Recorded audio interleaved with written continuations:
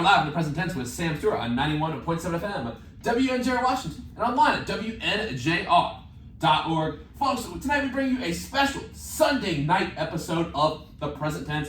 It has been a very fun week on the present tense here. On Tuesday night's episode, we had on Sam Casile and Emily Heck from the field hockey team here, or the lacrosse team rather, at WNJ.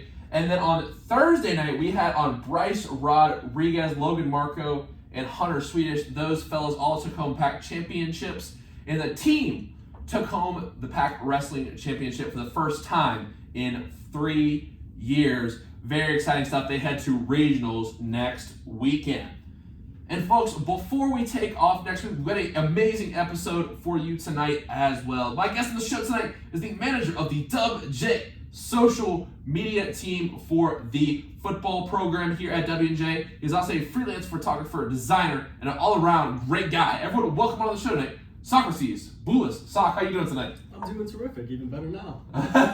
Well, hey man, you're doing a lot of cool things. We're gonna talk about tonight. We're gonna talk a little about sports as well, and of course a little bit about life. So, Soc, right off the bat, how did you get this position of being the social media manager for the football team? I mean, a lot of people have seen your pictures. You do a great job, but it's not often we see a student take this kind of initiative and get into a role this big. So, how did you come about to get in the position of being the social media manager? Yeah, it all kind of started because I started playing football freshman year, and as the time went on, I just kind of grew a little distance from actually playing the sport.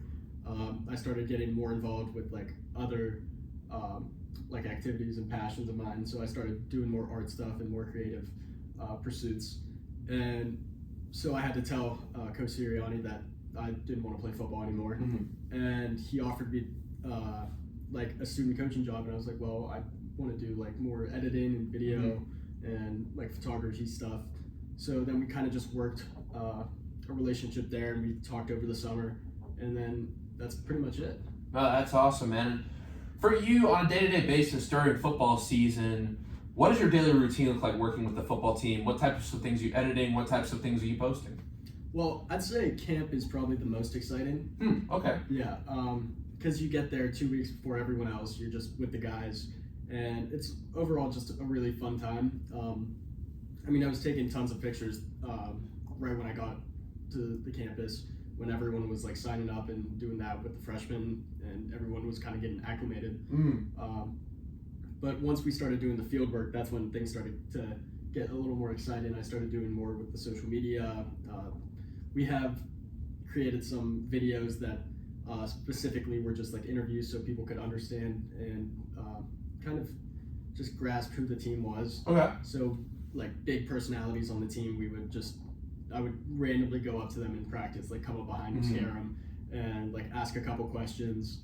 I would just edit that the same day and send that to Coach Sirianni, and they would put it on this big projector, which was really fun. Oh, really? They didn't play for the team? Yeah. That's awesome. Who do you think the funniest guy on the football team this last year was? I gotta go with Leon. He came on the show. That dude is hilarious. Oh, Leon's pretty funny. Jaron. Oh, Shout out Jaron. He's pretty funny. Jaron has me crying. I love Jaron. Another one, Johnny O'Rourke, his video was hilarious. I'm not going to really go too much into detail there. He's a character for sure. No, I know Johnny. He's in my theater he's class. A great dude. No, that's awesome. Now, so my next question for you, is there someone in your life who really got you into photography, who inspired you? I've heard you in class talk a couple times about people in your family, but is there someone within your life who really helped, push you in photography or inspired you to pursue this career path? Honestly, I think it was more so just the environment I grew up in. Okay. A lot of my family members, they really pursue art and some form of it. So my sister, she's a singer, so she pursues that passion up in Boston. My sister, she's always been painting. She was a dancer. And when I was younger, me and my dad, we would just always watch old movies. So I kind of just got infatuated with film from there. And a lot of those old movies I just constantly watched. How old? What era of movie? I'd say the 70s, 80s. Okay, what's some of your favorite 70s, 80s? And we're gonna get to this a little bit later, don't worry, but what's your favorite movies from that era?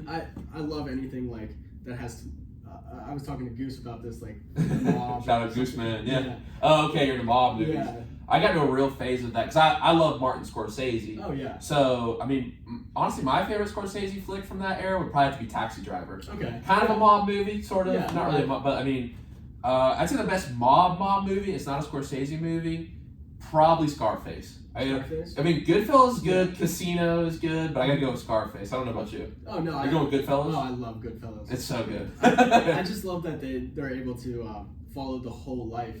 Mm-hmm. Like, and that's what's really interesting to me. Yeah, no, that's... They're able to jam-pack all of that information all into one film. No, that's awesome. I really do appreciate those movies, and I definitely appreciate Scorsese. Why the mob movies, though? What do you think draws you to those movies? I don't know. I think a lot of it was kind of like my younger self creating like stories in my head about my grandpa because I never got to meet him. Oh. But they were always talking about how he was always well loved in the community, and so in my head I'm thinking, I was like, he was definitely in the mob. That was just not the case.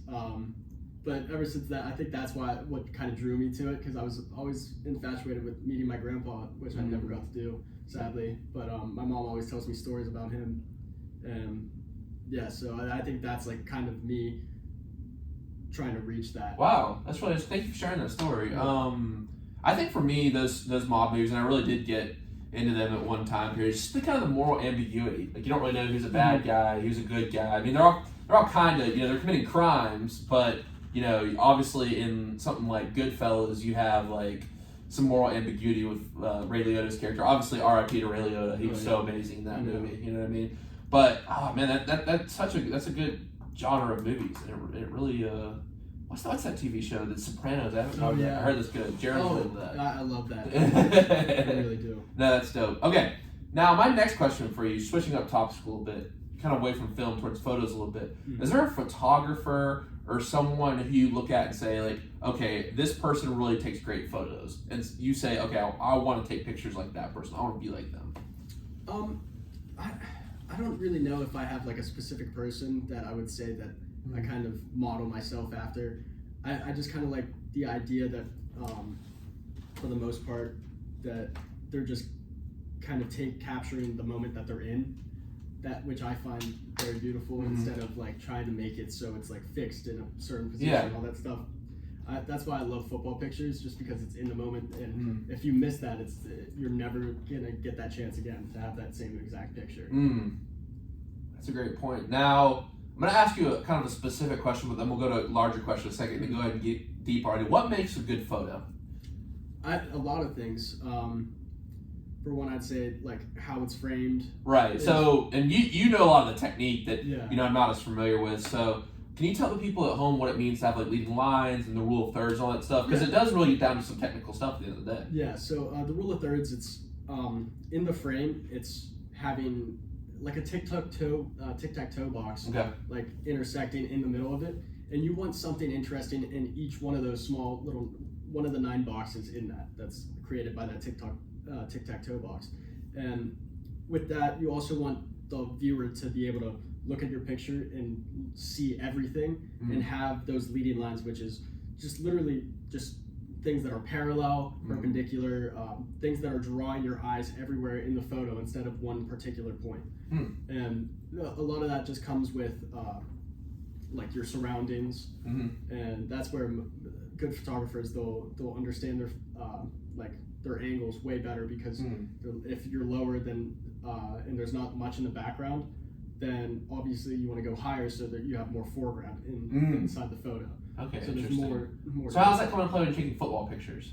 Well, with football pictures, it's kind of like you always want to have them kind of centered, because there's always going to be something in the background, especially there. You already have your field lines. There's a fence. Well, that's right. Field lines, fence. Yeah. Okay. There's all of those things come into play with football pictures that are already just automatically kind of helping you. Okay. Which kind of helps with you just being able to live in the moment and kind of just focus on the action that's happening. Oh, that's awesome. Now, my next question for you, Sock, is, I think we can get into this a little bit if you do have a favorite artist, but art in general. We were talking about we might take a trip to the Carnegie Art Museum in a couple weeks, but I personally love going to art museums. It's one of my favorite things to do. But a question I always like to ask people who are very creative on the show is, what makes good art? I'd say that's a very subjective question. For me personally, I just love seeing emotion and passion being put onto like a canvas or whatever your like work you're doing, whether that's music or photography, videography. I just want to see that you love it. And I feel like that's what art is. Like if you're doing it for any other reason than you just wanting to and being driven by the fact that you want to create something, then you're doing it for the wrong reasons.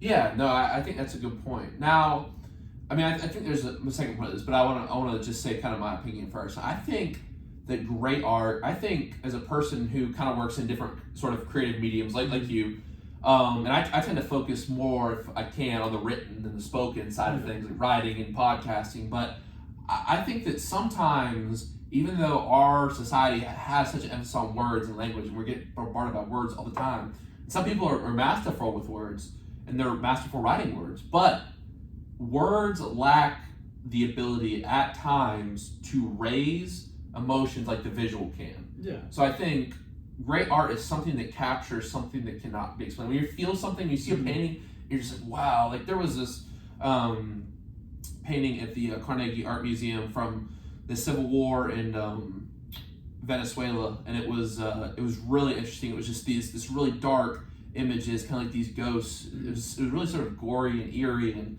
that's one that sticks out. Or another one is Thomas Cole's Course of Life for Man. I don't know if you've seen that one. Yeah. Really? Yeah. Okay. Yeah. So I have a T-shirt with it. I wish I should have wore it tonight, but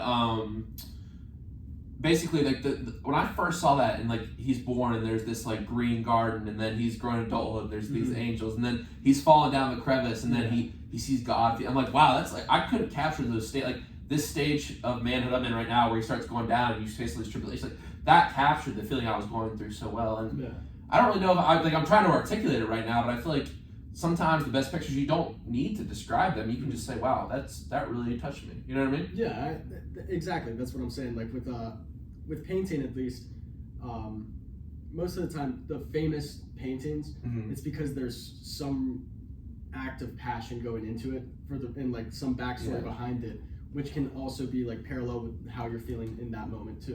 And that's why some people get touched by art. Like some people just go and focus on one painting for hours because there's so much detail and other things crazy. You have to understand with it. So a question I gotta ask you is, it's like, I went to this place in DC called Glenstone. I don't know, have you heard of it?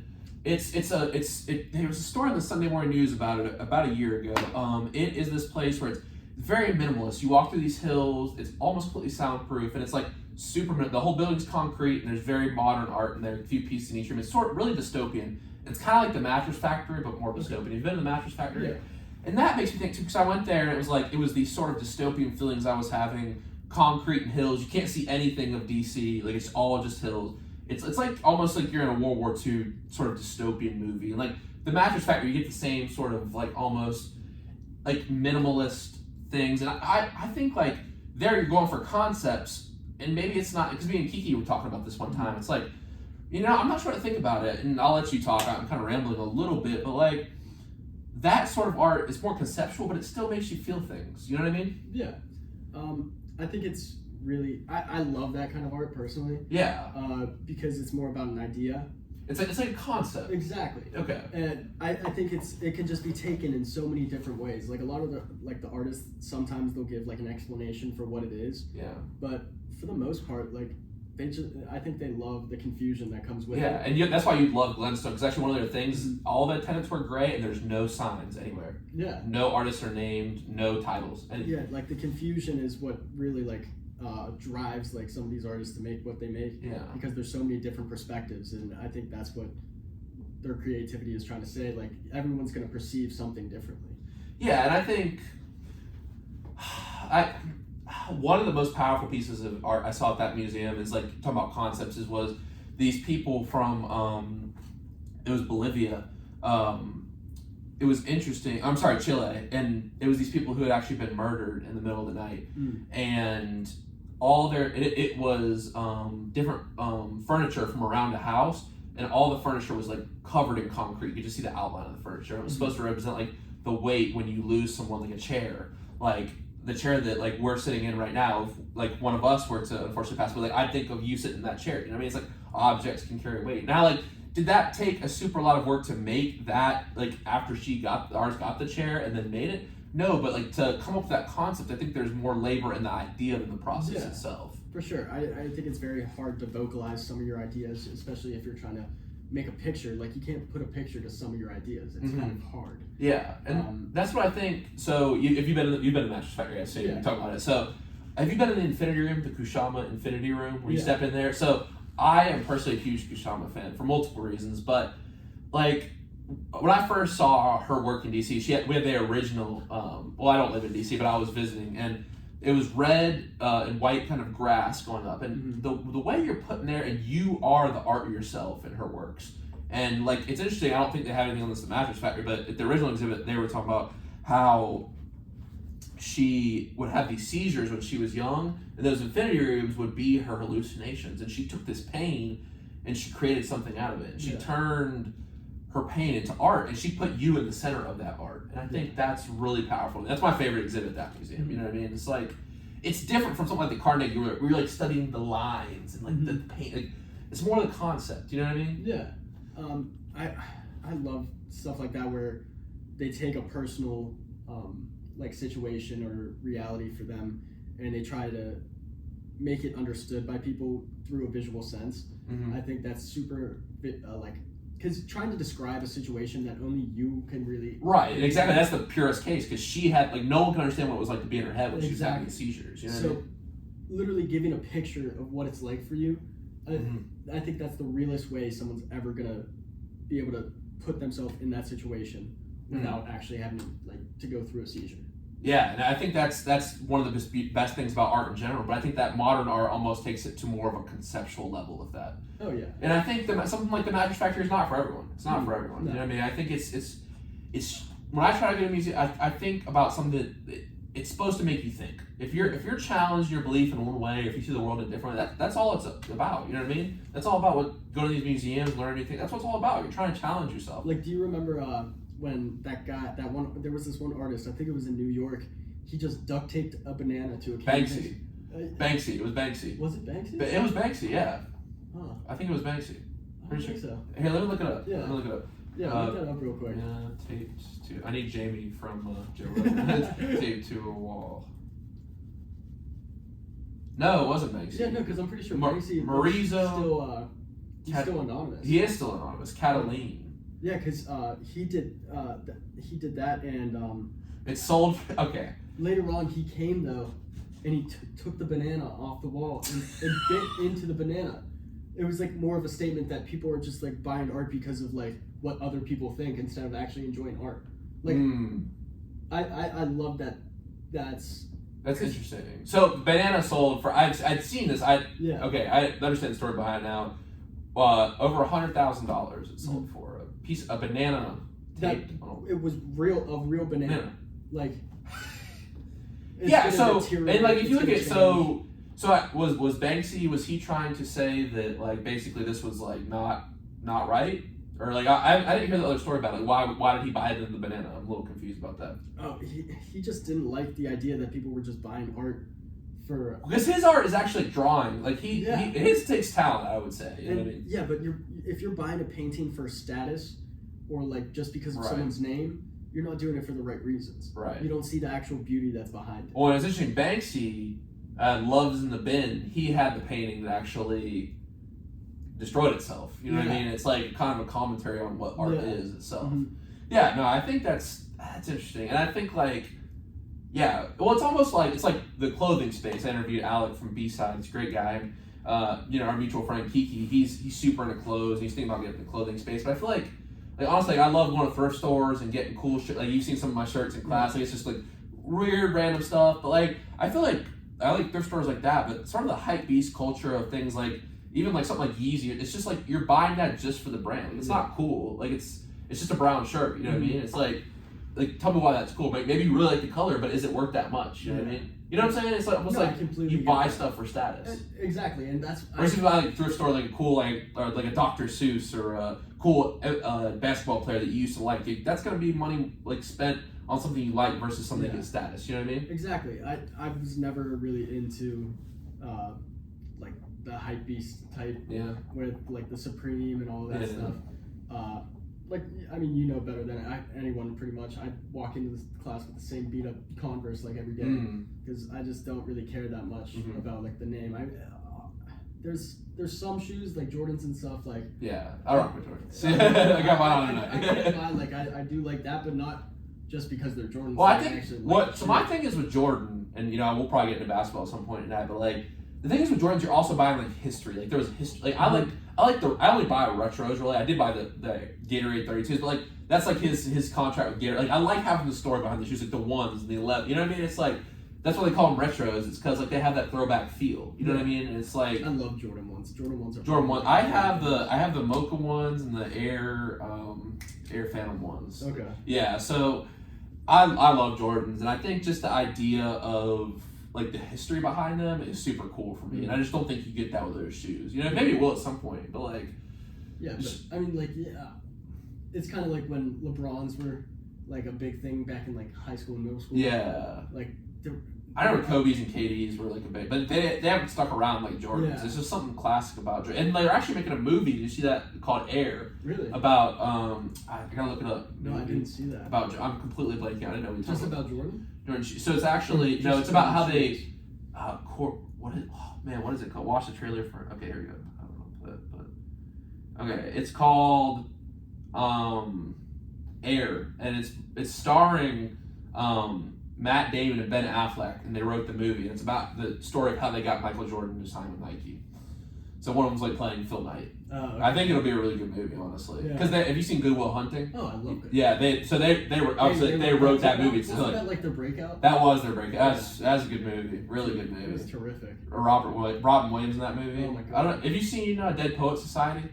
I haven't. You should check. I think you'd really like that. I cried at that because Robin Williams, such an amazing actor, and he was like the star of Dead Poets Society. Great movie. I'll probably cry too. I get that. We're emotional guys, but kind of going back to the art piece. Like, do you have someone who maybe in a more traditional art sense is your favorite painter? Like Thomas Cole for me. I went to the Van Gogh virtual experience, which those seem to be popping up everywhere. I got to go to that. Super cool. I'm a Van Gogh fan, so I really do love Van Gogh. I mean, if you ask a lot of people, like the majority of them will say that they love Van Gogh just because of his color selection and how he is able to put emotion onto a canvas, and it's amazing because he mixes so many different colors that you wouldn't necessarily say go together or match, but it comes together and it creates something very beautiful every time.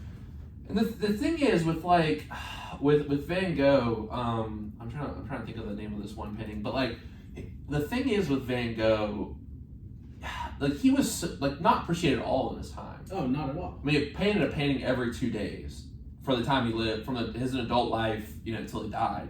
Basically, 2 paintings a day. And he didn't have any commercial success. Mm-hmm. You know what I mean? It's like now he's so popular, and I think that, like, man, in an age too where like we're talking about mental health and stuff, mm-hmm. like his images of death, his images of growth, the Sunflower series, I believe I'm completely blanking. There's one where it's birds flying out of a field and it's dark. I think you know which one I'm talking about. It's like the way he captures that through this sort of, I don't want to say distorted, like this very disturbed lens is almost like, to me, when I see all his paintings, I feel darkness. I feel a sort of agony behind them, if that makes sense. None of his paintings really inspire happiness. And I think that's more of just the style, and I think that's what's really impressive about like an artist, if you're able to identify like what kind of, or what painting is, who created it, like Picasso, like the abstract to it, like Salvador Dali.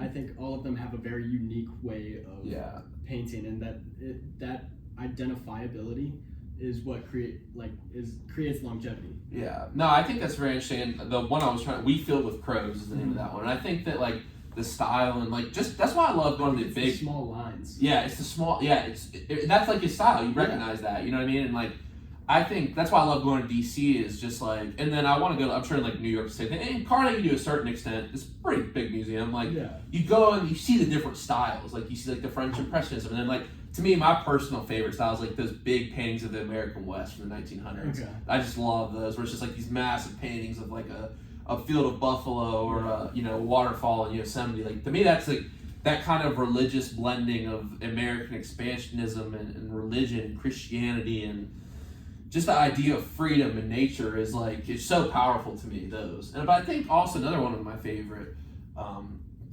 sections in museums like that is like post-World War II, because the world got obviously very dark. There was a lot of death and destruction, and how people painted that and carried that out through their hand, I think that's very interesting as well. And you see someone like Picasso, obviously, in Spanish Civil War, you see the Nazis' influence there, and you can kind of see the darkness in his paintings at that time. Have you seen like the stages of him like doing a self-portrait? No, I haven't.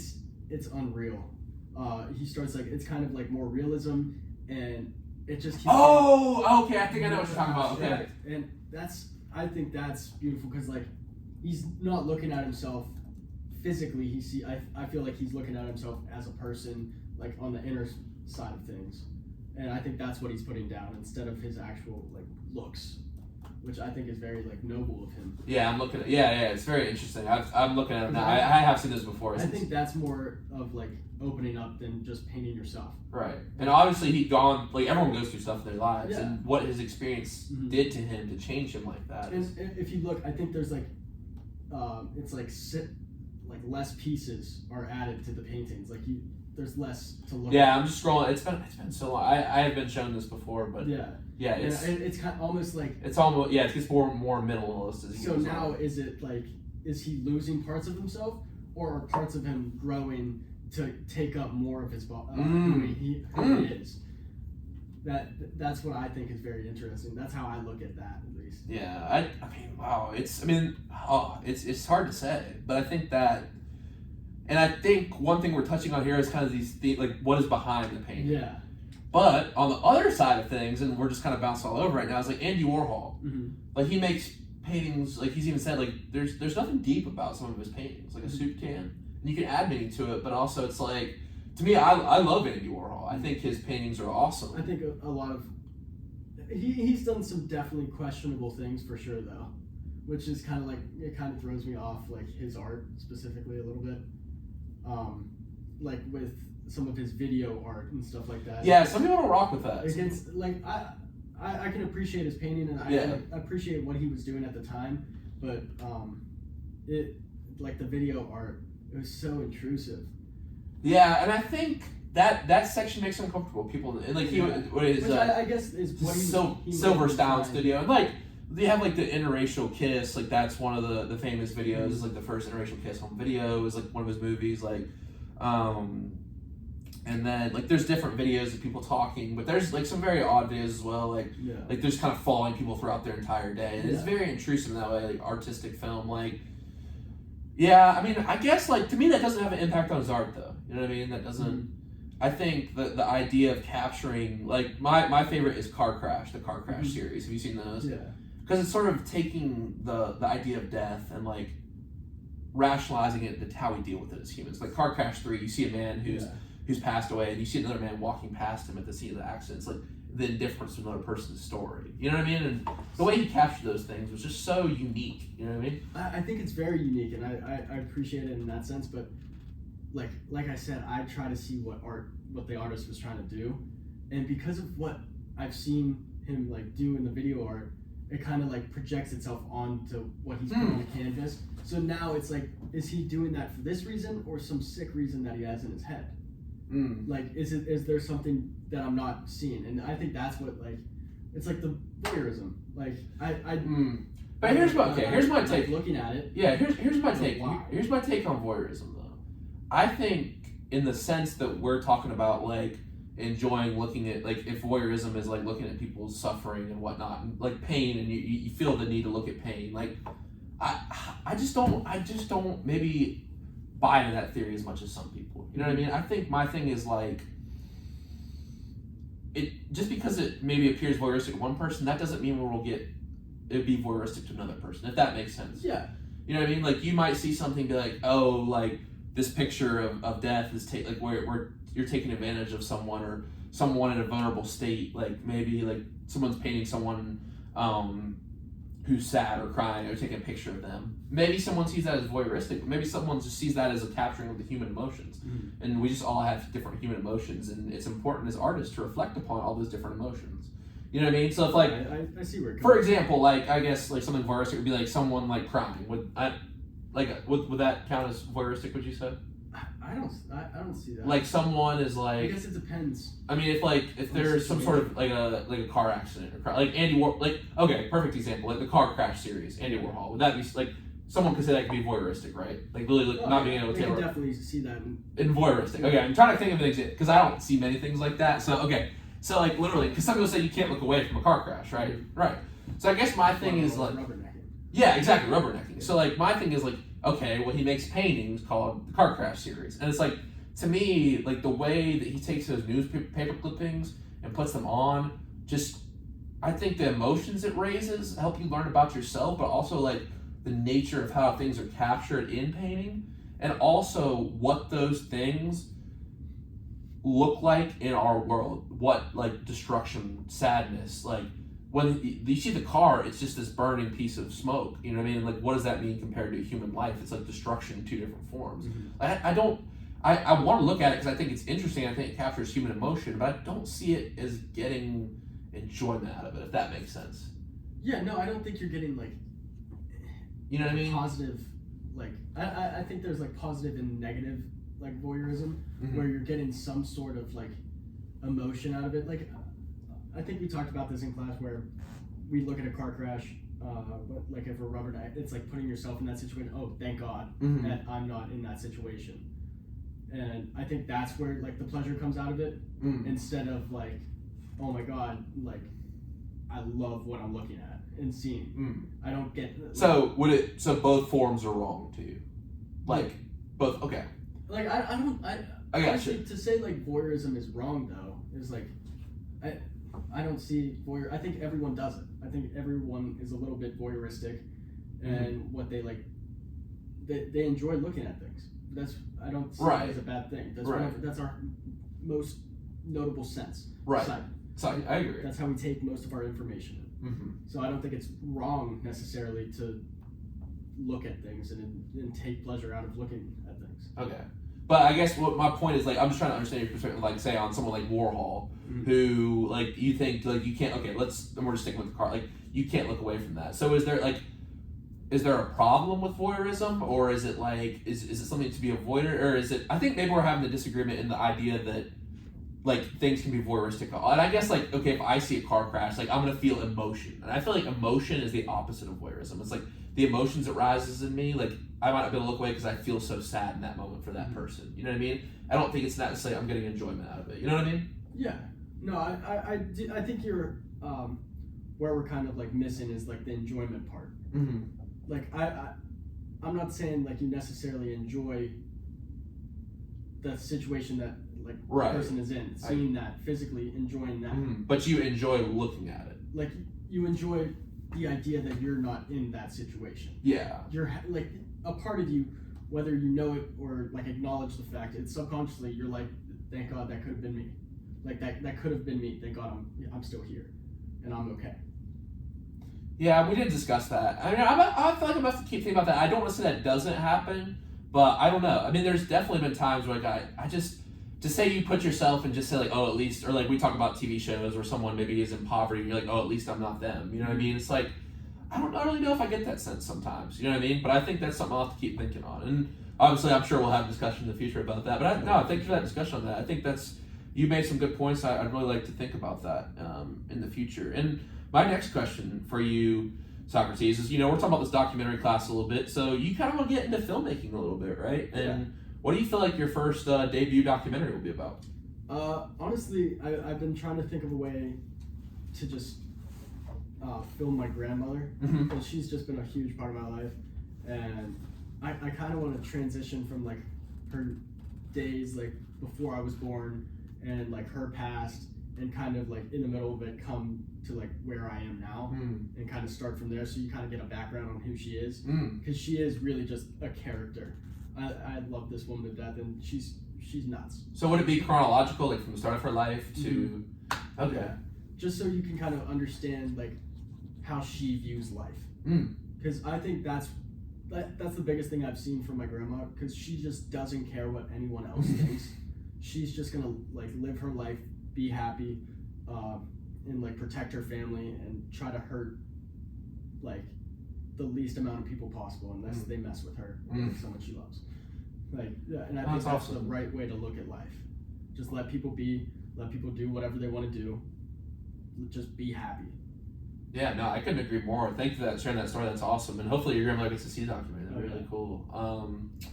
Now, my next question for you, Sock, is we've talked a lot about kind of your art and a lot of things you want to get into, but I know you actually, make some money and do some work around for different artists. So can you tell us about that a little bit? You're designing, and you're working with sort of art museums around the area and designing things for them. Yeah. So, I got in touch with this artist in Pittsburgh. His name's Boulis, and it's a funny story because my sister, she came down from Boston to like perform at this one venue. It was like a festival thing, and while she was singing, they had bees up there painting while she was singing. And it was it's like one of those things. Oh, that's so cool. So it was sick because like we're all watching him paint this, and it was like a goddess, like looking behind. It was like an ancient goddess in so many different vibrant colors.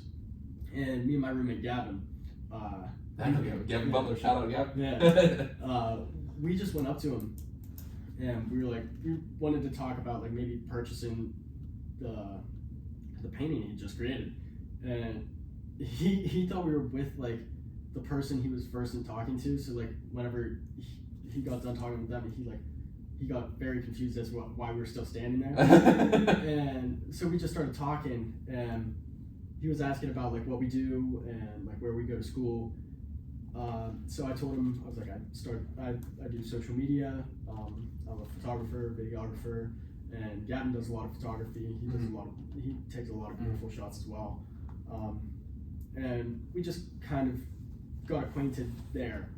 And we were talking, he brought us to his studio that same night. It was like 2 a.m. and he just showed us around before it was like even opened.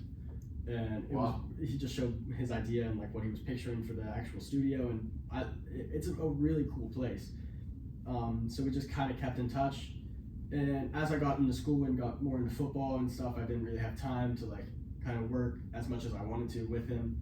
And then New Year's came around, and he asked me and Gavin to work for the New Year's party, and he had like live body painting, he had tattoos. Interesting. Yeah, live music from like multiple artists from around Pittsburgh. So I just made a whole like video recap. Oh really? Where can I watch that? I've never seen that before. I think he posted it on his YouTube. I don't know. I can definitely show you after this. For sure. Yeah, so we did that, and then he just added us to kind of like the packaging for if you want to rent out some of the space in the studio, because he has like podcasting rooms. He has. Oh, that sounds like a cool place. Let's check it out. Awesome. That's cool. Yeah. Where is it? What part of Pittsburgh is it? I'm trying to think of. The North Shore. It's right by North Shore. North Shore. Okay, cool. Yeah, the North Shore's got a lot of cool stuff. I like that area right there. What type of music does your sister sing? She does like a lot of R&B. Okay, cool. Yeah. Is there stuff out there on socials? It's you can shout her out, bro. It's at Rocky Official, if that's her Instagram. And yeah, just Rocky Boulis. It's Rocky with an I, so R-O-C-K-I. Cool. And she just performs in clubs in Boston and stuff? She performs like everywhere. I mean, she was down here for the Pride Parade, down here in Pittsburgh, and that was really awesome to see because it was a massive stage. She does like literally anything she wants to work at or like just perform. Cool. She loves it. You got any musical talent? You play the instruments? Oh, you play the bongos, right? Well, yeah, no, I did percussion for 9 years. That's cool. So I learned a lot from that. I play the ukulele. And I started learning guitar. Really? Me too. About 2 months ago, I went out to the park to play and played for about an hour. It was cool. This husband and wife, they're like, play us something. I was like, not really playing. You get nervous. Yeah, and then I was like, Boulevard of Broken Dreams. So I started rocking out and stuff. So no, that's fun. How long have you been playing guitar for? Not long, honestly. Like, Jaren's really good. Yeah, no, I was just about to say he's actually the one who's kind of been helping me out with that and like teaching me some chords and stuff. Yeah, for sure. No, I'd love to come jam sometime. It's just, it's honestly just, I feel like it's one of those things where you just like, you pick a few songs that each song has a few new chords, and like, I'd say a big thing, and I don't know if Jaren's taught you this yet, it's helped me, is like learning the scales, just because, like the finger positioning, like to be honest with, like I don't really like doing like one finger, I like letting it rip. Like my uncle loves like jazz music and doing like little bluesy stuff. I just want to let it rip, bro. Yeah. But like doing like the scale stuff makes it easier to get this like solid bass in the chords, so you can let it rip more efficiently. But it's definitely just like a fun thing, dude. It's just like music's awesome, and we're gonna get to some music stuff for a little bit. But you know, get to a few more deep questions for you. What is something in your life, Socrates, that you are proud of?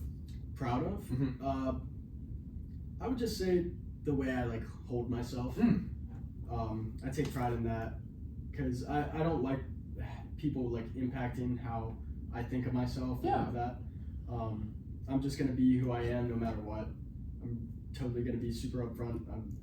I pride myself on being a man of my word. Yeah. So if I say I'm gonna do something, I'm gonna do it.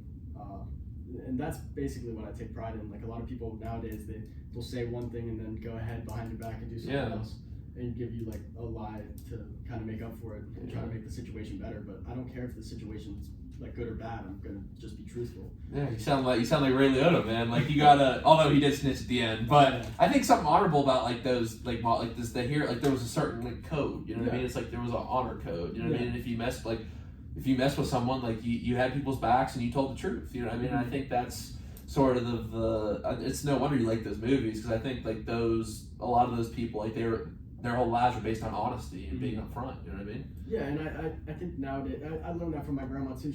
It's just you shouldn't have a problem with if you this was in a Scarface movie. If you lie, that means you're afraid. And he goes, I'm never afraid, so I never lie.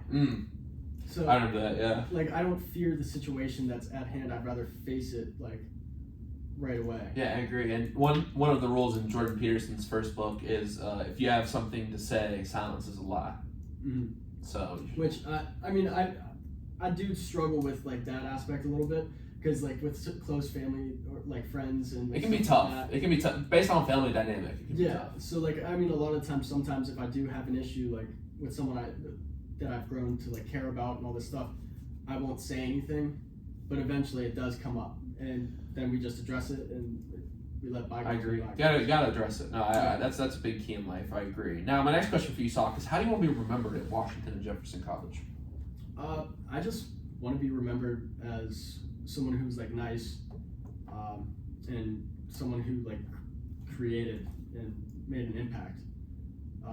Whether that impact is just like with the social media or just like person to person, if I made a small impact on someone, like, because I know a lot of the times I'm just like kind of a happy person. I'll say like hi to whoever and like I don't really care. Yeah. Because there was this one video I watched that was just it was very impactful for me personally. This guy he sadly committed suicide on the Golden State Bridge, and that's like a long bridge. Right. I forget how many miles it is, but he was just walking along, and he had a note, and he said, if I walk past someone that smiles at me or says hi to me, I won't jump. By the time he got to and it was like by the time he got to the end of the bridge, and he got to the end of the bridge, and just, which I think says a lot. Like a smile and a wave, like something simple like that can change someone's whole perspective on life. Yeah, that's intense. Yeah. Wow. We talk about that a lot on here, just doing the little things, but I've never heard an example like that. Wow, that's powerful stuff. Yeah. So just like a quick little smile, like a wave, like how are you? Yeah. Like I don't see that. It takes no effort to do that. Yeah, and I have a shirt that says, you know, everyone is fighting a battle you know nothing about. Like you don't know what's going on. I just read a really good book, All Day is a Long Time, about this kid who gets hooked on drugs, young kid in Tampa, and it's about his whole life. And it's a short book, about 220 pages, but it's just, you don't know, like it's about his whole story. And if you were to come up to this kid, like then in the book, and see him at his lowest point, like you'd be like, oh, this is just like, a lot of people would just be like, oh, this is just a druggie, you know, just a crackhead kid, but like, you know, at the end of the day, like you see what's happened to this kid in his life, and it's like, and that can be very difficult because we can be really self-centered at times. People because everyone has stuff going on in their day, but like you don't know what's going on with someone else. You know what I mean? I think that's a great fit. I've never heard that story with it. So yeah, thank you for sharing that. That's really, we'll definitely have to talk about that a little bit more after the show. Now, my next question for you, Sock, is you've kind of been describing yourself a little bit, and I'm going to ask you this question now. What is one word you would use to describe yourself? One word. One word. I'd say creative. Yeah, I agree with that. You seem like a creative guy. Like, I mean, I just have my hand in so many things, like, all at once, that, like, with painting, photography, videography, drawing, like, in that sense, even writing, stuff like that. Oh, have you done some writing? Oh, yeah. In like, what form? Well, I kind of started working on a screenplay that I... Really? Yeah. That's dope. My one English teacher from my senior year, he actually started helping me with that, and it kind of got me rolling with that. Dude, that's dope. I've been sharing my journey a little bit here, trying to get this first book of mine published, and hopefully a debut. No, man, this publishing industry, man, it's I need someone to take a chance on me, bro. Like, I'm telling you, if you listen right now, I'll publish, like, please take a chance on me. But, yeah, we talk more about that after the show as well. But, like, it's just been the process. It's just, and the thing is, like, the writing is so fun. It was so fun writing the book, and editing it has been pretty fun. Not as fun as writing it, but, man, like, emailing people and finding the website, like, it's part of it, I understand, and, like, but, like, man, like, this is the creative part, but it's the nature of the beast, too. Is like, you gotta get that first contract. Like, I wish it wasn't that way. You know what I mean? It's great. I know and I see most of these agents' websites. I know it's like a similar process for like a screenplay. You know what I mean? It's like you gotta get someone to take that chance. Like, someone took that chance with Tarantino, made Reservoir Dogs. Now look, you know what I mean? It's like someone took took 8 years for Squid Game's script to get picked up. Oh yeah. Yeah. And no, I mean it's definitely a process. I mean, I've seen it like firsthand. Really? Yeah. Well, with my dad, he's had like a rocky like past, I'd say, to say the least. And he just started writing about that, and it started off as a book, and then it kind of transitioned into more of like a TV series. And so now we're in the works with that, and which I think is super, because he's doing it for the right reasons. I mean, I won't say necessarily what it is, but there's a minority out there that's kind of being overlooked in society that maybe have made mistakes or in that sense, and but they just still aren't treated like people. Interesting. Okay. Well, definitely. Well, I know you don't want to spoil the plot or anything, but I know we'll have to talk about it. Yeah, but I mean, I'm sure like he's kind of running this like email and trying to get. And I can't even imagine a TV series because like I don't know exactly what agents are looking for in that, because I know for a book they're looking at certain stuff. Yeah. That's like, okay, check, we're gonna pick this up. You know, I don't know what those things are in TV. I mean, they kind of look for like, well, in this sense, it's like more of a reality show, kind of. Is your screenplay a non-fiction movie, or is it a fiction? It's fiction. It's fiction. Okay. Yeah, I love just coming up with stuff. No, it's a good time. Yeah. It's a good time. I like seeing where my brain can go. Yeah, no, for sure. I think screenplay though, is it kind of like writing theater, where it's like set scene? Yeah. Because to me, like, that's how I started like reading. I actually read the pilot episode for Sopranos to kind of get the sense of how it. Yeah. No, that's super dope. I think I don't know. I would love to try screenwriting at some point, but even like I think I love a good prose, like a long, like, descriptive, like very interesting, inclusive, like I'm trying to like it includes like nature, inner thoughts, interactions about other people, like sort of this long description, long explanations of how things are. And I don't think, not saying that isn't the case in TV, or movies, but like you have to have a character say it. It's not like the author can just write it. You know what I mean? If that makes sense. Like it's the conversation going back, and like to add like philosophical inquiry and really deep descriptions like that, it takes a certain type of organizing in TV that it doesn't take in a book, if that makes sense. Yeah. You know what I mean? Because like I think setting the scene in a book, like you're just setting the scene. You just it's like this, and the reader imagines it. Versus in TV, like you really have to set the scene so it can be made on TV. And I think that's what's difficult with like TV.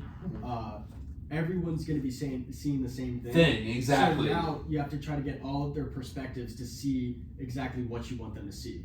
Instead, while like in like books, you create the scene and you allow them to create it in their head. And that's personally why I like books more than TV. Yeah. You know what I mean? That's just me. Do you like more TV more than books? Because you seem like I do. You're drawn to that. I love. No, it's fine. It's different forms of creativity, and I think it draws people for different reasons. You know what I mean? And like I didn't even think about that as like in a book, like you obviously know how you're writing the interpretation, but the key is like you leave that little ambiguity to where someone could interpret it. And it's not even like just ambiguity. It's just how it is. Like, yeah, exactly. Good point. Like, if I were to put down in words and try to describe you as a person, someone's not going to get the image I get. Right. You know what I mean? Exactly. That's a great point. I could describe you in detail, all this stuff, but when they all come and put it together, their idea of color is different. Their idea of like size and like shape and form is all different. For sure. It's all like subjective.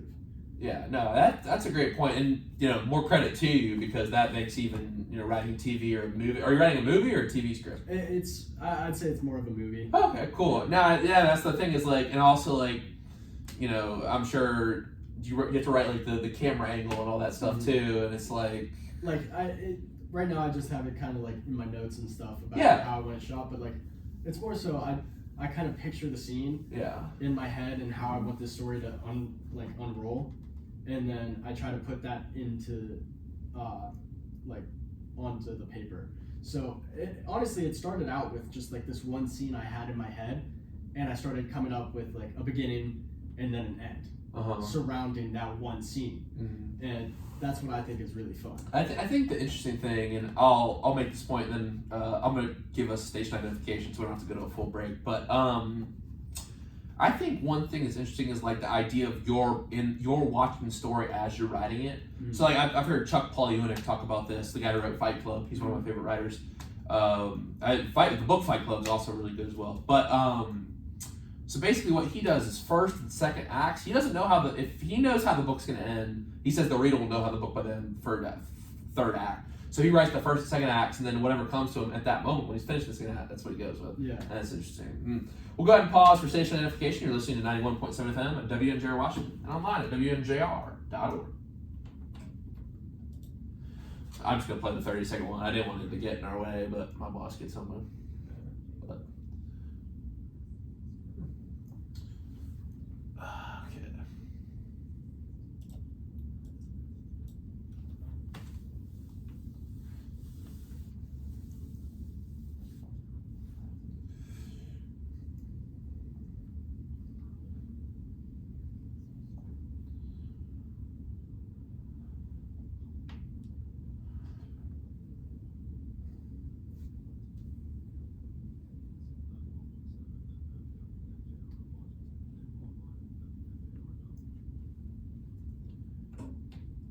We are back in the present tense with Sam Jordan at 91.7 FM at WNJR Washington and online at WNJR.org. We're talking to Socrates Boulis tonight. We've had a great conversation so far, talking about his pictures, his art as well. And we're just talking about how you create a story. So when you're creating a story, do you start with the end in mind, the beginning? How does that process work for you? Yeah, no, honestly, once a scene comes into my head, I just kind of start thinking of the beginning and how, like, I think of it backwards.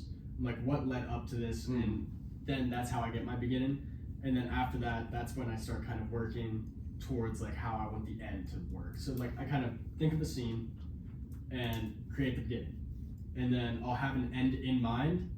And then as I work towards that, it's going to transform quite a bit, honestly. Nah, I think you really enjoy the Story Grid podcast. There's this book called The Story Grid a few years ago. It's about, like, different, like, it's kind of like the idea of like the I don't know, plot mountain or whatever it's called, where it's like the climb, but it's very in depth. It's like breaks things down. And one of the things they talk about there is like a scene. You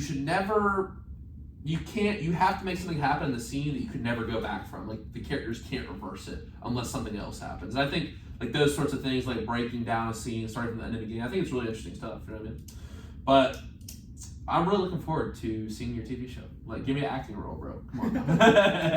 All right, now my last question for you, to kind of on the deep side tonight, before we get to a few fun things tonight, is a question that I added last week, and it was big. Or I'm sorry, on Thursday's episode, and it was a big hit, and I really like it. If you had a biography written about you, what would your biography be? What would your biography be called? And I can give you my example because sometimes that helps people. Yeah. So mine was Chasing Blue Heron, and it would be called Chasing Blue Heron because, one, I love being near the water during COVID. I went near this river and hiked every day, and I would sit and watch these heron Also, the beach, there's heron everywhere. We live near a marsh at the beach, so there's always heron flying about looking for fish. And as I would sit on the river and watch these fish, or watch these birds rather, they step so gracefully, and their little tiny legs support that huge body. And it's like, it almost looks like it shouldn't be possible for that to happen. The way they step so carefully, they never slip, and they're perfectly balanced, perfectly methodical in how they move. And I'll never be that balanced in life, but I want to chase that balance in my life. And even though the current is trying to drive me away, I want to have that balance as I move through the river of life. So that would be my biography. Okay. So you have like quite an in-depth like story that goes behind. Yeah, well, like I think Marcos was adapt and overcome. Swedish had a really good one. It was called Uninvited Guest. Okay. Because he feels like he's always been counted out, but he keeps grinding. Okay. And then Rodriguez, his was it was chop wood, carry water, because he's always grinding. That's what he said. So I think I feel like, I don't know if I'll ask everyone this, because it takes certainly creative mind, and what better person to ask than you. So I know you're thinking of stuff. Yeah, no, I really am. But I'd say it would have to do with just the way I like, not maybe my life specifically, but like the way I look at life, and how I just kind of want to experience the most out of everything that I do. So I would say like something like along the lines. No, you gotta give us an answer, bro. Like not along the lines. I gotta hear an answer. Life personified, or something. I'd read that. That's perfect. No, that's awesome. Thank you for those answers, Sock. We really got to know you a lot in that segment. But let's get to some fun stuff now. So, Sock, I know you're a big music guy. I know you love to dance a little bit. So if you could go to any concert of an artist, dead or alive, and have front row seats, middle seat, and you could pick any artist to go see in concert, who would it be? Okay. I already saw them in concert. Okay. But I want to see them when they were younger. Okay. Elton John. Because I love Elton John. I really do. Or Queen. Queen. I'd say Queen. Do you know Elton John? I know Elton John. It's just, you kind of looked a little... No, it's like, but you already saw him. Like, I don't know, but like, I mean, I saw him when he was like 75. So like, I mean, he was just performing. No, he didn't really. Okay, I like Elton John. I'm not the biggest fan in the world, but I would say Queen, man. Like you got, I would love to see Queen, like the energy, like you have to see Queen. Now, my next question for you is, if you don't listen to one musical artist for the rest of your life, who would it be? Ooh, one musical artist. That's tough. I'm trying to think. That's really hard because I love. It's a hard question. It is a hard question. All types of music. That's the people who have the hard time with this question are the people who listen to a lot of different kinds of music. I do it. Like I just started getting into country now because of Gavin. Yeah, I'm starting to get. I started playing a lot of Zach Bryan on the guitar and stuff. I mean, he just put me on like. At first, like last year, he tried. Are you into any metal or rock at all? We don't really talk about that on here a lot. Metal or rock music. A little bit, yeah. I've been listening a lot to System of a Down lately. Have you heard of them? I haven't. They're kind of new metal, sort of rap and metal combined. Okay. It's a little bit of, he's not really an opera voice too, but I can see myself listening to them for the rest of my life. Yeah. My original answer to this question way back when I started asking it was I think I actually asked Sinclair in the volleyball team way back in the season 5. But I said Mac Miller for who I'd listen to. Okay. Yeah. Yeah, no, I like what he does for sure. Like who had a really good answer the other night? Someone said the Beatles. That was a good answer. I have to go through like my playlist. Oh my god, you're just like Jacob Lee. You had to go through his playlist too, dude. No, it's so. It is. It's. I'm sure you have all kinds of different stuff. I do. Oh, I'll go with Frank Ocean. Frank Ocean's very solid, but he doesn't have any hype stuff though. Yeah, I don't really need hype stuff. You don't need hype stuff in your life? You never need to get hype? No, honestly. See, I think an answer along those lines would either be Brockhampton or Childish Gambino. You rock with Childish Gambino? I do. I like Childish. 3005, I know that's like such yeah. I love, like, that's a hype, but he also has, like, all different, it was like Native America, Redbone, like, all different kinds of stuff. Yeah. Frank Ocean just gets me so sad, yo. Really? Well, he's in, I guess that would count as Odd Future, too. Yeah. Have you heard, is it White by Odd Future? Is that the name of the song? A really good song. I can't remember White Friends or White by Odd Future, but yeah, I've got a little different. But you don't feel like his music's sad? I mean, no, I think his music definitely has a message, but I mean, it has like a nice tempo. It's kind of upbeat, and a lot like his album Blonde.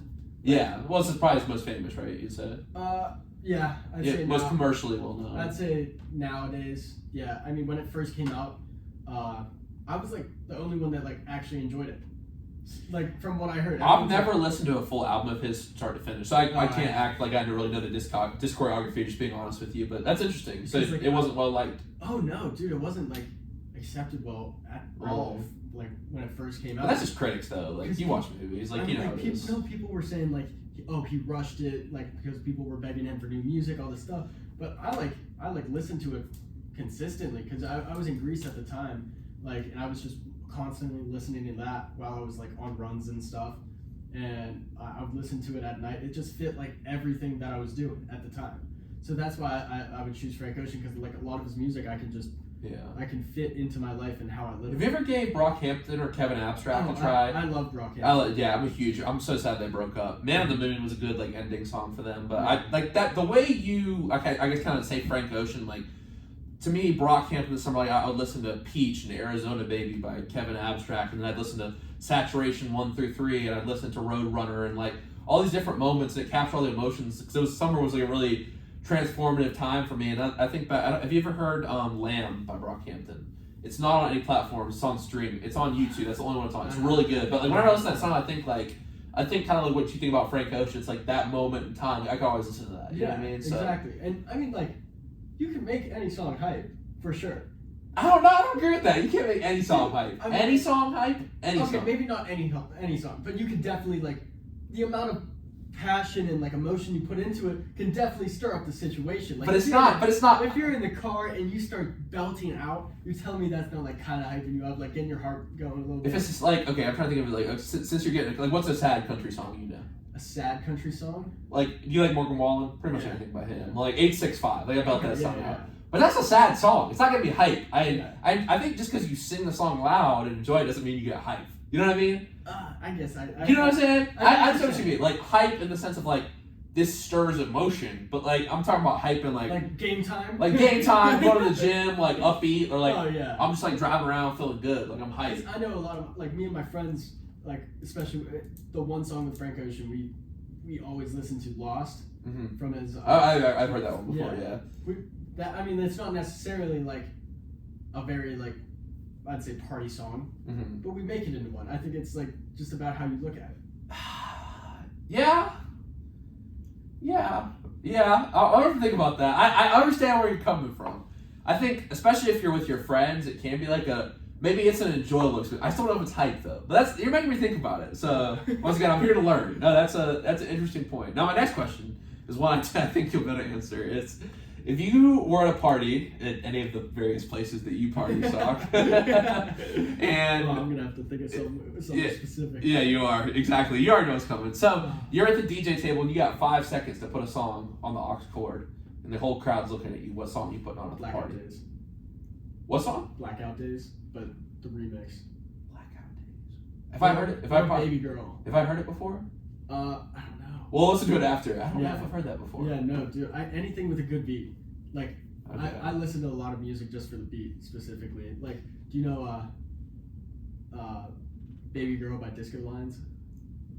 Oh my, that song, I love to dance to that. It's just anything with a good beat, and then I love Spanish music too. Really? Yeah. Have you ever heard Beach House? They sing a space song. Like you like that kind of stuff. Skeggs is good too, like really vibey stuff. Yeah, I'm big into alternative music. Yeah, my friend Kylie, who I interviewed, she's been on the Presidents a couple times back at the beach, but she put me in Skeggs and Beach House and like a lot of bands like that. But I was already kind of into Brockhampton and Kevin Abstract and like Kid. Have you heard of Weston Estate? Weston Estate. They're from Raleigh. Jacob Lee's really into them. They sing a lot of good songs. Really vibey, alternative kind of like. They got like guitar, bass, and it's 3 dudes singing. It's really cool. Alternative stuff is cool. I'm trying to think. Yeah, Beach House and Skeggs. Those are 2 that I listen to. No, that's dope. Now, my next question for you is like, we already talked a ton about movies this show, so it'll be tough for you, I know. But do you have a favorite movie of all time and why? I feel like we touched on this a little bit with Goose and stuff. Yeah. Goodfellas. I'd say it's all time. Just because of how it's. I don't really have anything to add. It's such a great movie. Yeah. It really is. It's a masterpiece, honestly. It really for is. me. personally. No, it is cinematic. It's definitely one of Scorsese's best. Mm-hmm. I really like Taxi Driver though. Have you seen Taxi Driver? Yeah, of course. It's also Shutter Island is really. Oh yeah, no. Cape Fear is also very good. Yeah. Cape Fear is my very dad. I see. That's one of the things I watched with my dad. Like Cape Fear. I mean, everyone's big on the Wolf of Wall Street. It's like the frat boy types really love the Wolf of Wall Street. Like, I mean, to be fair, it's just like that outlandish lifestyle that most people can't actually get. But the thing is, if you watch the movie, he's ruined. Like he's low by the end of the movie because he leaves that lifestyle. Oh yeah. And you listen to him now, and the stuff they did was way wilder than the stuff they could show in the movie. Dude. Yeah, it's crazy. crazy. It was much worse. Bad stuff. Like I mean, because my dad, he used to go around and talk with like groups and like businesses and give advice. He was like a consultant on those stuff with that and that aspect. And he like talked to him and he talked to Belfort? Yeah. No way. Yeah, and he has like his own podcast now and stuff. Like it's crazy. Yeah, and the stuff he actually did was just insane. Yeah, and it's like if you watch, like I think it's like everyone's like, oh cool, it's like you have all these drugs, like, but he's ruined by the end. You know what I mean? He's like a broken shell of a man, and I think like, and everyone like loves the first scenes where he's like, oh partying, but like that Quaalude scene where they take Quaalude as a roller, it's like so dark. And it's like it is like a funny scene, but it's also at like the same time like it's really dark. Yeah. And I think like I don't know, I think people just like the lifestyle he led and stuff, but I think you have to remember like it ruined him. You know what I mean? It's like that's why I can like. I like the movie, but I just don't like how people like. Wolf of Wall Street. They hold it on a pedestal. I want to be like the Wolf of Wall. Like no, you don't. You don't want to be like Jordan. Don't want to do that. Yeah. And drugs like ruin lives. Yeah, and like some of the stuff. The way they present drugs and like how it's fun, all this stuff. That's what I don't really like. Well, but I feel like it also like it's fun, like it does, but also like he's like I said, he's broken by the end of the movie. Yeah. You know what I mean? It's. I mean, but like in those scenes, that's what people get fixated on. It's more of that. You don't hear people talking about. I've never done those drugs, but I mean, maybe it is fun in those moments. Like I don't know. You know what I mean? It probably not, but like the way they show it is like just over the top. Mm-hmm. It is. I get that. And like the amount is just. Well, the amount those guys did was just it would kill any person you've never done it before. Exactly. It was insane. It's absurd. Yeah, but also it is one of my favorite Scorsese movies. I think like the way it's written, DiCaprio's acting. No, that's what I can't appreciate it as a film. Yeah, it's just like the story. I agree. There's some issues with that. And also, he did ruin people's lives. You know what I mean? It's like, well, I don't understand the whole economic thing behind it, but the whole penny people like invest penny stocks, thousands of dollars in a company that's just not going to. Well, it's funny then when FTX went under, he's like, "This guy's such a slime ball," and I'm like, I mean, all right, I know you changed Jordan Belfort, but come on, that's just a bad look for you to be saying that, dog. Like, Also, such a hypocrite. Yeah, it was really hypocritical. Also, have you seen last Scorsese movie we talked about, King of Comedy? Yeah. Really underrated Scorsese movie. Really underrated. It's very Joker was based off that movie. That's why they got Robert De Niro. Yeah, but it's interesting because like he's in that movie. He's obviously like the guy who takes him hostage. But so spoiler, but both have been out for a while. Yeah. But obviously he's the guy who's getting taken hostage in the other one. You know. I thought King of Comedy was honestly really dark. It's like funny but dark at the same time. No, I mean a lot of I like the like juxtaposition of that where it's like. Well, same thing with Joker. It's like funny at times, but it's also really dark. Exactly, and I think that's what they balance it really well, and that's I really can appreciate that in films where like they have like a bigger agenda than just creating a movie that people enjoy. Yeah. But it really talked a lot about like mental health and that aspect. Yeah. Oh, I love Joker. So good. Are you a Tarantino fan at all? Oh, I love Tarantino. I thought you might be. I love Tarantino. So we'll see what his 11th film is. Or 10th. This is like last one. I guess. Yeah, I know. I don't understand why. I understand it. Oh, I completely understand it. It's like you want to go out on top.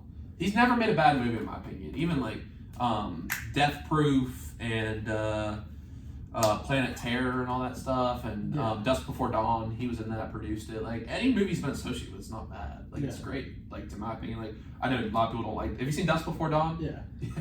Yeah. It's like it's a B movie, but it's made to look like that. So. Yeah. But that's just my opinion on it. But speaking of all these movies, if you could be one fictional character for a day, who would you be? For a day. Huh. In any universe. In any universe. I think I like Parker's answer. I'm gonna go with that from now on. Jake Sully from Avatar. I loved Avatar. Love Avatar. Or anyone in the Star Wars universe. Star Wars universe is just. You doing animated too? Yeah, anything. You could be Aang from Avatar. That's what I was thinking. Really? I really was going there. Yeah. I love Avatar. Oh, so good. Yeah. Did you cry then? Oh yeah. I cried. Dude, come on. You were like, oh, dude, I cried when they kissed with him and they kissed Dude, it was again. like, because when I first watched it all the way through, because I just remember it from a kid. I wasn't watching it in order, in chronological order. I didn't remember like any of the actual. You don't have to, yeah. But when you get to that ending scene, dude, whenever you watch it all the way through, Yeah. and you get invested in these characters, it's really oh my well. God. It's really. I never watched Legend of Korra. Did you watch that? I started. I think I got to like season 3, and then I kind of like weaned off it. I mean, Avatar was just so Dude, good. Zuko's character arc is So good. I think that's probably. I really do think that's one of the best character arcs like in TV. Oh, it's such a good I mean, show. he's just. I cried. Yeah, Dude, I bawled. I'm so emotional and sensitive. Oh, dude, me too, bro. You played Red Dead Redemption 2? Oh, I haven't. Oh, dude, I cried that year too. That's the only times I've like cried in my room by myself about that. Have you seen Everything Everywhere All at Once? Someone was telling me about that. Maybe it was my parents. I don't know. What's it on? Dude, it's about like the multiverse, and they understand how to like jump from one multiverse to the other, like with like consciousness, and it just follows this like family that's like struggling with their like lives, and they have like this. Is it a movie? Yeah. Okay. Yeah, I'll have to check this out. Dude, and I was like with people, and I there was this one part. It was just so touching with like the whole family, and I just started bawling. Nah, we're emotional guys. I get really it. did, and everyone was like, "Are you crying?" I'm like, "Yeah, leave me alone." I cried at the end of Endgame when Captain America started dancing with Peggy. I was like, yeah, because he got like, he finally got what he wanted. Yeah, exactly. He lived the life that he knew he wanted. Exactly. He didn't get the I saw it turned over. I said, "Dad, are you crying?" He was like tearing up too. Yeah, I'm like, and that's what series is like. With series like that, where you get so invested. That's why it's hard. Like that's why when a movie like get you that it's hard in 2 hours. Like it's good. Like, to me, like James Cameron, Titanic, Avatar, like even Terminator, bro. Like it's so good. Like so good. You know, it's just so good. I love talking about movies, bro. Now my next question for you is, if you could hang with one athlete for an entire day, who would it be? One athlete. Yes. Ooh. Trying to think of someone who's like has like a big personality. But like, I said Michael Jordan, just because I think that'd be so dope. A lot of people have said Kobe. Yeah. Who said? I think Ella said Shaq. Okay. I would honestly I would rather do Kobe just because I kind of want to get deeper into his mindset. I think everyone does, and I think more of it would have come out. He would have wrote more books and stuff if he obviously would have been still alive. Yeah. You know what I mean? But I think there's a lot of knowledge that you know what I mean. That we just missed out on. And I agree, because he was writing books and stuff. He was making movies. Like, dude, I remember the exact like day Oh, it me happened. too. Like when I was in the shower, and I remember because it was my friend's birthday, January 26th, and I'm in the shower, and all of a sudden I get a phone call from my friend Alex, and he goes, "Did you hear?" I was like, "What?" He's like, "Kobe just died." I was like, "What are you talking about?" He's like, "He died in a helicopter crash," and I'm like, I refused to believe it. Like I was not believing it at all. And then like it was all over the news the next day, and I'm sitting there with my dad, and I'm just watching this. I'm like, that's insane, because just seeing someone like so popular and like and so out there in like the public's view just disappear like without like any any idea that was it's almost like you can't comprehend it. Yeah, it was incomprehensible for me. I mean, I remember I was up in the attic at our house, and we were supposed to play basketball at 6 o'clock at night. And when I got up from a nap, my mom was like, "Did you see this? It's on TMZ." And I was like, "Wow, is that real?" And like, obviously, you know, we found out it was real and stuff. And I called my buddies. It was like, we were like, "Are we still going to play basketball?" It was supposed to have this like 5-on-5 game. We always did like these series, and we had been talking trash, and we're gonna go play. And we're just like, God, we don't know. But then, man, we went out there and played basketball, and it was just like, it just made me appreciate being around my friends. You know what I mean? And just playing ball. And we just thought about Kobe that day, and we talked about it, and like just seeing everyone laugh. It's just like, you know, knowing Kobe, like did so much for the game that we all loved playing. Like it was just a special moment. It was sad, but it made me appreciate like how much he did for the game, and like we like obviously none of us were very good at basketball, but we felt like in a way like I kind of felt connected to him. We all did, like just by playing basketball and like. I mean, like when you're shooting and you make like a sick shot, you're like, what are you screaming? You're saying Kobe. Yeah. Like I don't think that's ever gonna happen like with any other. Curry now, I feel like low key. Oh, people shoot them threes, bro. The kids want to shoot threes like Steph. Yeah, but I think Kobe's always just gonna be a staple. I agree. I don't think Kobe will ever disappear from the classic mid-range fadeaway. You know what I mean? Exactly. No one says LeBron. Everyone says Kobe. Yeah. MJ, like unless you're doing like a dunk or something. Yeah. No, it is Kobe, bro. Now, my next question for you is, what is something you want to do in your life yet? What is something you want to do in your life but you haven't done yet? I'd say skydive. Okay. Specifically for one reason. Last year, well, I have two, my two biggest fears are snakes and heights. And last year, I had the opportunity to hold a snake and kind of get over that fear a little bit. But I'd say the ultimate way to like deal with my fear of heights would go skydiving. Yeah, the obstacle's the way. Just do it. Exactly. Just go at it. That's and awesome. I've kind of like slowly been going towards that. Like when I was younger, like I was really afraid of heights, and I went on roller coasters. Oh, that's awesome. Good for you. Yeah. Overcoming fear. I went to I was on this cruise and I was in Haiti. And there was this big zip line. It was so high up, and I'm freaking out. And like finally, I just like I'm just going. And then like I went up the steps and they harnessed me in. And I was like, I'm going now. Awesome. That's dope. In Asheville, they have a zip line thing like that. But they also have a free fall where it hooks you to a zip on the back, and you free fall for 3 seconds, and it like slowly catches you. It's crazy. I don't know if that'd be your cup of tea. I was like, because that makes you because like you know something like those guys jumping on the planes and stuff. That's just it's crazy. But I think for my answer for this, because this is actually the first time I've asked this on the show, is I think I want to hike the Pacific Crest Trail. I read about it in Wild by Cheryl Strait. I would love to do that. Just start at the Mexican border, hike up to Canada, like go through those national parks. Okay. It goes through Colorado, Wyoming, California. I don't know. I'm blanking on the states right now. But yeah, it runs up through all of them. So that's something. National parks are so beautiful. It's so dope. I went to Mount Rainier, super cool. Even though Ohio is not a national park, but I just love going to state parks. Like, I mean, a lot of people like they don't understand how magnificent some of these sceneries are. Yeah, dude. I mean, like you can see pictures. It doesn't do it justice. I agree. Not even. You should watch Ken Burns' National Parks. Like the first few episodes are really good. You know Ken Burns, right? I assume, yeah. I mean, probably the GOAT of documentaries, honestly. Yeah. So no, I completely agree with you there, brother. Now, did you watch the dunk contest last night? Yeah. What'd you thought? Eh. Bro, I thought it was hype. I thought it was okay. I was really impressed with Mac for sure. Yeah. Because I mean he made all 4 dunks on the first try. Like yes.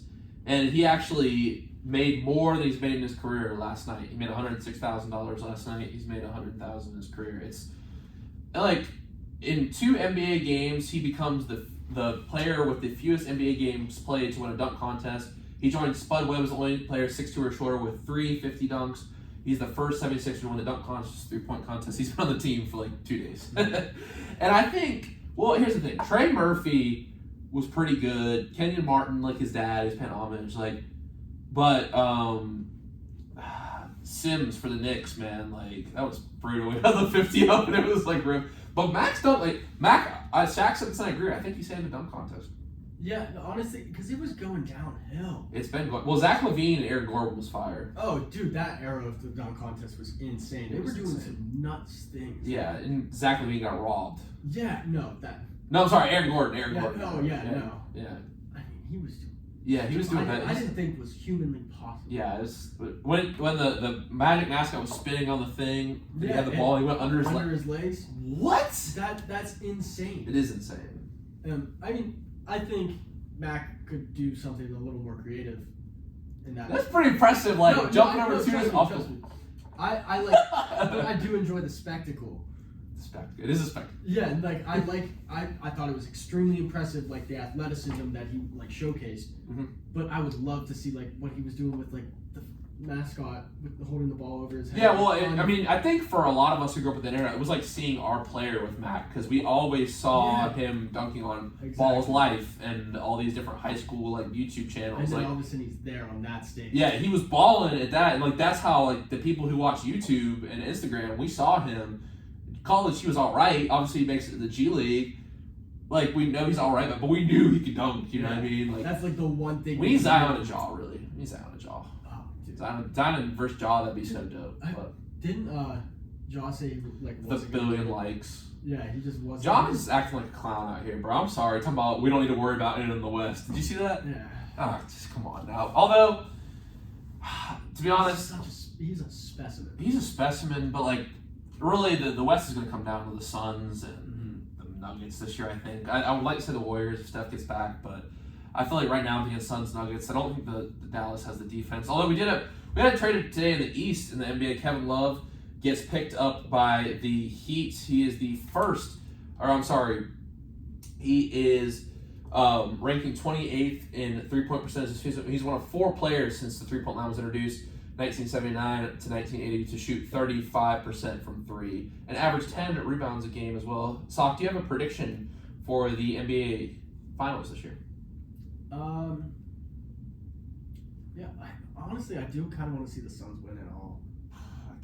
There's not likable characters on that team, dude. Like I know, but like at the same time, Chris Paul's not likable. I think it's just more the fact that I want like the team that no one likes like to win. And that's fair. Because it's fair. Yeah. Imagine like what's gonna happen the next year. Like all of these teams, like they're gonna be like, we can't let them win again, and I want them to work extremely hard and just see what other teams. That is a very next nuanced answer. Very nuanced. What do you think about the Super Bowl? Before we'll go ahead and wrap up in a sec, but what do you think about the Super Bowl? I mean, I thought it was. I really enjoyed it.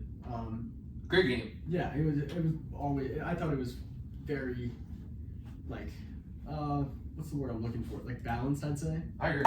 And then. I don't know about that call though. It was a hold. Yeah, Most definitely a hold. No, I know. I think the people I've said who don't think it's a hold, they think it should have been called. It is a hold, but you don't call every penalty in every situation. The reason I don't think that you like I know he held him. Oh, he most definitely held, and I think you can't argue that. Like, he had him with this arm, and then he. But with when you're throwing a flag, it has to be like clear and obvious. And even the announcers, they were like, I didn't really see anything happening. Well, you know what looked bad is because Mahomes doesn't miss passes, and the ball landed in the middle of nowhere, where the receiver was supposed to be. Yeah, and that's the thing too. They threw the flag late. Like they were trying to say like that he might have threw it early, but like when you go back and you start looking at every camera angle, there's no flag on the field until like after the fact.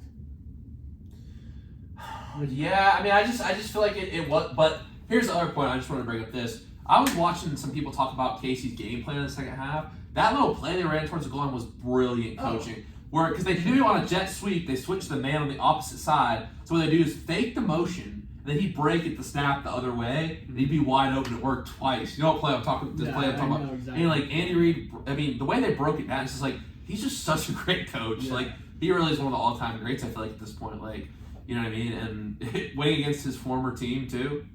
At what point do you think Patrick Mahomes will do you think Patrick Mahomes will beat out Tom Brady as like the greatest quarterback? Bro, like here's the thing, like if you look at the numbers of the first 5 years, like this is unpopular take. I feel like he's like already there, dude. Like, ooh, I don't know about like it's like a hot take, but I'm sticking with it, bro. Like just the things he's done. Like what do you feel like more he has to do to be at tied with Tom Brady for the greatest of all time? Tied? I'd say he has. Is it rings? I think it's that's a hard like.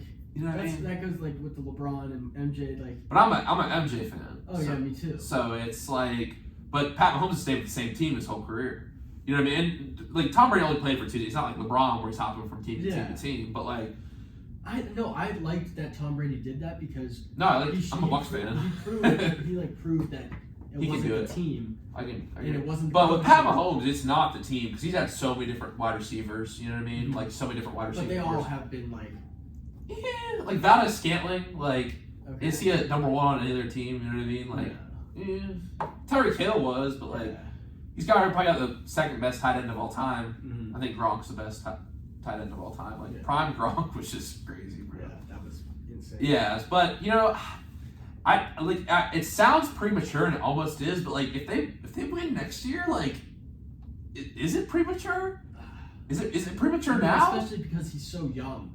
But it sounds bad because he's young. But like, look what he's already done. No, that's what I'm saying. Like, I think, and I understand why people get so mad. Like, that's such a terrible take. But like, is it? If you really look at the it's not stats, a terrible take at all. I mean, I think he's already evolving the game with like the way he's changing the game. Yeah, I think that's definitely gonna have a say on it. Not just reads. The things he's done, like the throws and it's just like it's just you're watching greatness. You're watching greatness. There's things that like shouldn't. Like, no other quarterback is capable. Well, I was go back to that pass when he was just getting swarmed against the Buccaneers, and the Chiefs had no offensive line that year. He's leaning back. His elbow is like 3 feet away from the ground. He throws it to his receiver, and his receiver drops it. You know what play I'm talking about? I And the thing, I mean, it's just he's playing on one ankle against the Bengals. He scrambles 6 yards when he can barely run, and it's just like that's just legendary stuff. You know what I mean? And Tom Brady, like I'm a Bucs. I love Tom Brady, but and you can have a conversation, but they're both, no doubt, like Tom Brady's probably the greatest football player of all time right now. I can make the case for I don't want to go on it, but to me, if Mahomes gets one more, dude, this early, like, what's he at right now? 2. Yeah. He's won the MVP in both. Okay. And the MVP in the regular season this year. Yeah, I'd say if he gets 2 more, no debate. I'd say he's like now it's like they're like neck and neck. Where people can still argue about who's the greatest. Like, even if Mahomes retired tomorrow, I think there would be people arguing for it. And it's like, that's the one thing I've thought about with this take is just like, you need more time. Yeah, no, that's the whole thing. Like, to have like a successful career where you're able to say that they're the best of all time, they have to have longevity in the sense that they get to the end. But I'm saying, if he keeps playing like no doubt he will be. Because think of how many naysayers will be like, oh, but like they stopped early, and imagine what they could have like. I know what you're saying, but like to me, if we're just assuming, I don't know, if he plays even this way for a little longer. Last point on the topic is that I just don't think it would be a debate. And I love Tom Brady too, but like Tom Brady didn't break Tom Brady's greatness was in his consistency, and Patrick Mahomes consistent too, but he's got talent too. Like Tom Brady isn't fast. Like he had a pretty good arm, but like for most of his career, he wasn't like a rocket thrower. You know what I mean? Mahomes gonna rock. Like look at pure talent on the field. It's just the combination of it all. You know what I mean? The talent on the field, the results, the stats. You know what I mean? Like Brady had those things too, but a lot of that was helped out by longevity. You know what I mean? Yeah. So I think if you have the longevity from Mahomes, you know I think there's definitely a good chance that he becomes the greatest of all time. I agree. I very much agree. If he's not already, which maybe it is premature, but we'll leave that up to the viewer. And Sock, we have our trivia segment tonight, and we'll go to break, and then we'll go back for the quote of the day segment, wrap this puppy up. So your trivia question for tonight, you'll have time to think about it during our song here, is what NFL player's jersey sold the most last year? Was it A, Tom Brady, B, Joe Burrow, C, Michael Parsons, or D, Josh Allen? We'll get your answer after the break. Now, I've been hearing this song on TikTok, and I haven't realized I've listened to it so much before, I just didn't hear it clear up. This is Sure Thing by Miguel. I had been listening to this song, I was like, I've heard this song. It's like, this is like, I'll be the cash, I'll be the rubber. I'm trying to think of who. I'm trying to think of like the different like situations that happened last year that could like make one like just boom. For some reason, I want to say it's Josh Allen. People try to get things out of my face all the time. I've been doing this too long, bro. Okay.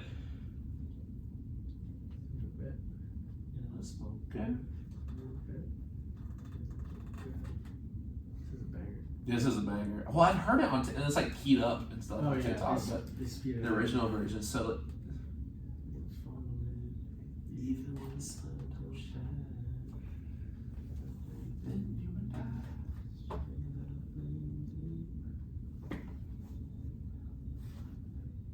It's been a fun. We could go on for hours, bro. You and me talking. We gotta wrap it up though, but yeah, it's been fun, bro. It doesn't even feel like it's been an hour and a half. Really? Yeah, I know. It goes by fast. We get a good conversation. We'll have you back at some point for sure. Yeah, it's nights like this are fun. Just where I know the person, and like I know you're really creative. Like you have so many different things, like avenues. We talk about sports, art, like like we can talk about books for like 2 hours. You know, we can talk about art, like different takes on art and movie. Like we talk movies, bro. There's so much you talk about in movies, bro. I love them. Yeah, it's so good. It's such a good thing. Yeah, I feel like Tarantino's a really good movie on Netflix right now called The Valley of Violence. Really good. Yeah, just like we talk about movie recommendation. I listened to the one Narvik, The Forgotten Battle is a good one too. All Quiet on the Western Front. Have you seen that? No. On Netflix. Oh, you gotta watch that. I haven't really had time to like. Yeah, you're busy. Yeah. Yeah, I haven't really had time to watch. Too much party. Yeah. No, I'm just that. playing. Yeah, but yeah, just with work and school. You live with Jaron. Hmm? You live in Dallas too, right? Jaren's up in like the old Fiji. Me and Gavin are roommates. Oh, yeah, that's right, Gavin. And who's your suite mate? Dallas. And who else? Just him. Yeah, just him. It used to be Micah, but Micah, he dropped out. Yeah, I got you. Got your answer? I think I'm just gonna stick with Josh Allen. Got your quote? Yep. All right, let's 40 seconds when phone wraps up. Yeah, I'll pull up the. I don't want to mess up the quote or misspeak. No, it's all good.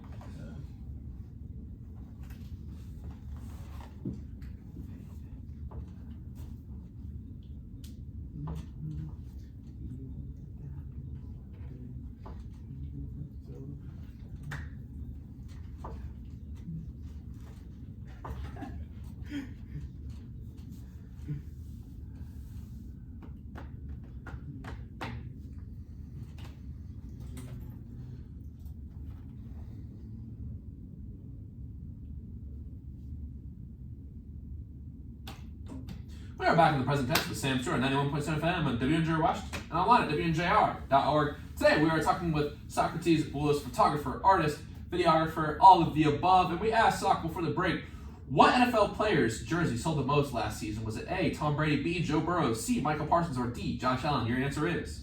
I'm gonna go with D, Josh Allen. That's correct. You're a winner on tonight's trivia segment. He did have a not a breakout year, but like Dude, he was very like, he was just very notable. Notable this year. I agree. And like Tom Brady, like people who like Tom Brady would already have. They Tom already Brady. had it. That's Michael Parsons did have a. Michael Parsons is nice, bro. Yeah. For the linebacker for the Cowboys, obviously. And Joe Burrow, like I thought Joe Burrow might trip you up a little bit because I feel like a lot of people are walking Joe Burrow. Also, Justin Jefferson. People were in a lot of Justin Jefferson. Justin Jefferson. Jay Jets. Yeah. All right, Sock. This has been a really fun show tonight, but all good things must come to an end. So why don't you bring us home? It's time for the quote of the day. All right, the quote of the day would be, do not go where the path may lead. Go instead to where there is no path and leave a trail. Yeah. I love that quote. It's good. I think it represents you well. Yeah. Now, sometimes I don't bring one, but I will bring one for you tonight. I just read this book, All Day is a Long Time by David Sanchez, and this line in the book really stuck out to me. If my life is filled with days, then what are my days filled with but not life? Ooh. That's good writing. I love that book. It was it really gave me that sort of experience that we're talking about, putting me in someone else's shoes, and that quote made me think. Our life is filled with days, so we have the opportunity in each day to have a little bit of life with us, and do with that what you will. Yeah, I think as long as you acknowledge life, then you're gonna have a pretty good one. Hell yeah, brother. Now, Saul, I really want to thank you for coming on tonight. This has been a lot of fun. We talked about a lot of stuff we don't usually talk about on the show, the creative side of things, art, videography. Thank you so much for coming on. Good luck with your documentary, and good luck with the rest of your endeavors this year, and we'll definitely have you back on sometime. Appreciate it. Can't wait. Yeah, once again, thank you very much. All right, people, unfortunately, it hurts my heart to say this, but there will be no episodes next week. We're going to have a little break, rest, recuperate. And also, we got big games coming up this week. Men's and women's teams playing to run it back in the PAC tournament. That's going to be exciting. Hopefully, we can get 2 repeat winners. I might do a couple on-site interviews this week, but most likely it's going to be a pretty low-key week coming up for the present tense. But thank you for supporting the first half of Season 6. It's been a lot of fun so far, and I can't wait to see what the second half of Season 6 has in store. But until then, everyone have a great night. Remember to live in the present tense.